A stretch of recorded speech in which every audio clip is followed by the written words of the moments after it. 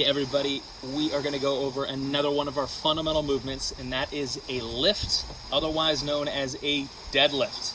My name is Coach Max, and I believe that everybody needs to have a training plan to be able to live in this physical world.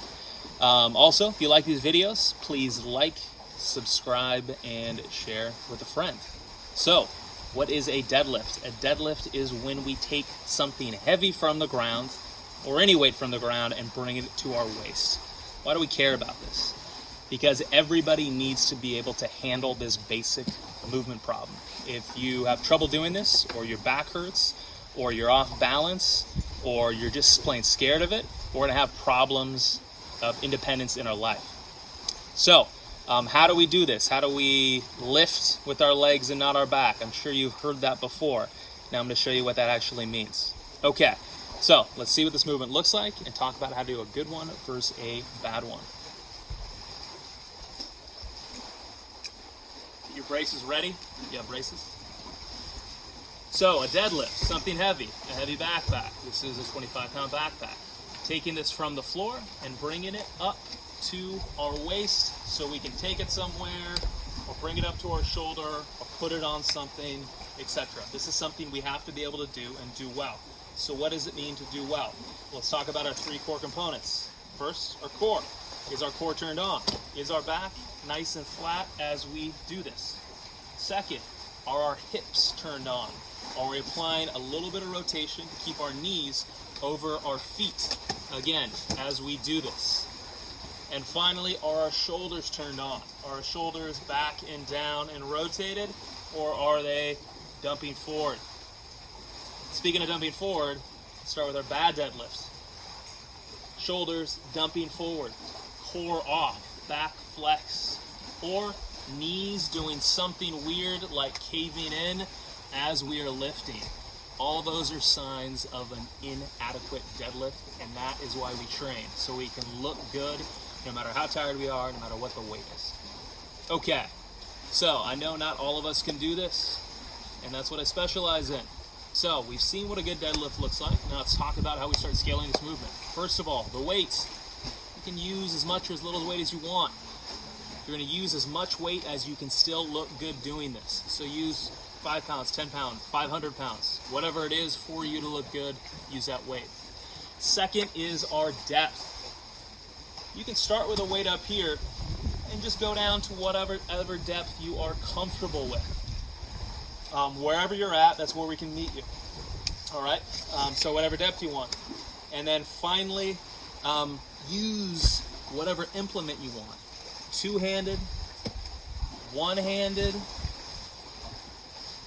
whatever you need to do to get the job done. You could have the weight between you. You could do a suitcase deadlift. Have the weight on the side of you. Whatever it takes to get the object lifted while you look good. Now, if you have more significant problems, say you have some leg issues, like I do, ankle issue, knee issue, you can change your stance around however you want. One other important point about the deadlift, just like the squat, is are our feet flat on the ground while we do this lift, up and down. If you find your foot starting to get on its tiptoe, because maybe you have an ankle injury, salvaged ankle, tight ankle, just move your foot to wherever you need to move it. As long as you obey the other rules of your shoulders and your hips, your knees over your feet, then we're fine. Okay, so that is our deadlift. Stance change for a leg injury. But what about a balance issue? No problem. You have a big balance issue. Hold on to something. Our trusty stand-in, my sidekick, the chair, used for everything. We can still perform this movement while we hold on to an object. That is fine. Touching it as much or as little as we need. Totally okay. Now, if we still have further issues, maybe you have trouble standing or use crutches or a walker, we can also perform this move on our knees. Holding this weight and going from a high kneel to a low kneel. This is a great place to practice if we cannot stand well.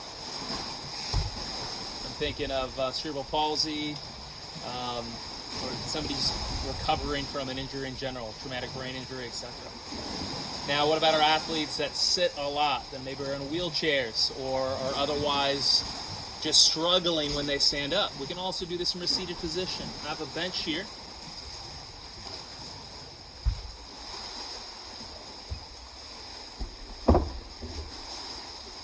And with this bench, I can also perform this movement by lifting from the side and bringing it up to my waist. Now this obviously will involve a lot more bicep, which is handy if your core does not work as well as you would like. With this movement as well, if you can lean over and you have use of your obliques, doesn't really matter where the weight starts, it's fine here. However, if you're struggling gaining balance due to some kind of issue with your core, make sure you stack some weights under this, get this off the ground so you can simply reach down with your arm and bring it up. And we can get this done on both hands. This is our deadlift, same principle. Can you find something on the floor, bring it to your waist so you can maybe wheel yourself away and get going. All right, does not change. No matter what's happening to you, no matter what your circumstance is, we have to get these movements done. So what are our goals for this? Just like everything else, you pick the scale or the adaptation, the modification that works for you, and then you're gonna work from that position to get better and better. If you are off balance, you're trying to use aids less and less. If you can't go all the way down, you're trying to get deeper and deeper. If you can't lift up a certain amount of weight, you're trying to lift up more and more weight. So there's always something to do. It's not about where we are, it's about the direction that we're going. Guys, thank you. That's it for deadlifts. And again, if you like this content, please like, subscribe, and most importantly, share it with somebody you think this would be helpful for. I'll see you guys next time.